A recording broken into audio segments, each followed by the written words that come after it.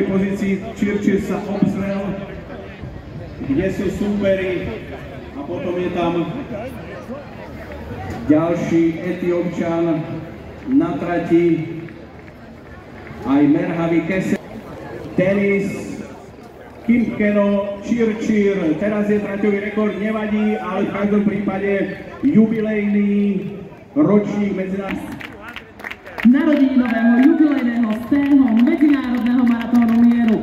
Už ho tu máme, v záverečnom finiši zaskočil všetkých. Denis Čirčir je 21. tenistým víťazom histórie medzinárodného maratónu mieru. Stihne to ešte po 8. Denis Čirčir from Kenya is the winner, 2:07:50.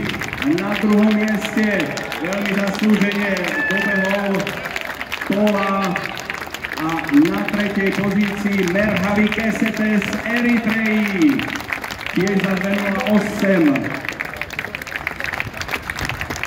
Takže máme v cieli troch bežcov a teraz nám dobieha štvrtý.